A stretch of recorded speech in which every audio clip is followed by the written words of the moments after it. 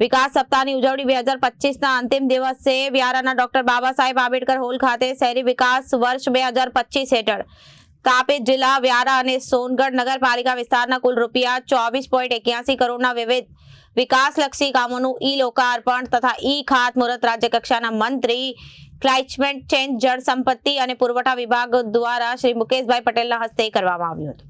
આ પ્રસંગે મંત્રીએ જણાવ્યું કે શહેરી વિકાસ 2025 અંતર્ગત હાથ ધરાયેલા કામો વડે વ્યારા અને સોનગઢ અને બંને શહેરોમાં આધુનિક સુવિધાઓ ઉપલબ્ધ થવા માટે નાગરિકોના જીવન સ્તરમાં ગુણાત્મક સુધારો થશે અને પાણી પુરવઠા, માર્ગ સુવિધા, ગટર લાઇન, લાઇટિંગ તથા જાહેર સુવિધા સંબંધિત કામો વડે નાગરિકોને રોજિંદા જીવનમાં સરળતા પ્રાપ્ત થશે। વધુમાં ઉમેર્યું હતું કે વ્યારા સોનગઢ નગરપાલિકા સ્વચ્છતાની બાબતે ખૂબ અગ્રેસર રહી શકે છે, ત્યારે આપણી સૌની જવાબદારી છે કે વડાપ્રધાનના સ્વચ્છ ભારત મિશન અને 2047 સુધી વિકસિત ભારતના સ્વપ્ન સાકાર કરવા માટે આગળ આવીએ છીએ। વધુમાં જણાવ્યું હતું કે મુખ્યમંત્રી માર્ગદર્શન હેઠળ રાજ્યના દરેક વિસ્તારોમાં સામાન વિકાસ માટે સતત પ્રયત્નો થઈ રહ્યા છે, જેમાં શહેરી તથા ગ્રામ્ય વિસ્તારોને સંતુલિત વિકાસ સરકારની પ્રાથમિકતા છે।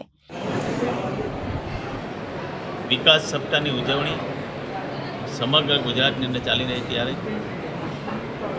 દેશના તત્કાલીન મુખ્યમંત્રી અને દેશના વડાપ્રધાન મોદી સાહેબે 2007મી ઓક્ટોબર 2001માં જ્યારે શાસન સંભાળ્યું ત્યારે 24 વર્ષ પૂર્ણ થતાં સમગ્ર ગુજરાતની અંદર આ વિકાસની યાત્રા ચાલી રહી છે। ત્યારે આજે શહેરી વિકાસ અંતર્ગત આજે આપણા મુખ્યમંત્રી શ્રી ભૂપેન્દ્રભાઈ પટેલ સાહેબ 2885 કરોડના સમગ્ર ગુજરાતની અંદર કામોના લોકાર્પણ ખાતમુહૂર્ત કરવાના છે। ત્યારે આજે વ્યારા નગરપાલિકા અને સોનગઢ નગરપાલિકાની અંદર લગભગ 21 કરોડના કામોનું લોકાર્પણ અને ખાતમુહૂર્ત રાખવામાં આવ્યું છે।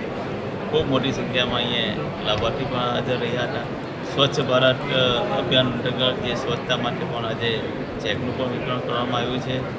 નગરપાલિકા ખૂબ સારી રીતે કામ કરી છે, એટલે સોનગઢ નગરપાલિકા, વ્યારા નગરપાલિકા એ સ્વચ્છતામાં બી ખૂબ અગ્રેસર રહી છે। ત્યારે આપના થકી દરેક લોકોને એક શુભેચ્છા પાઠવું છું કે આવનાર દિવાળી વર્ષ આપણા બધા માટે શુભેચ્છાની હોય છે।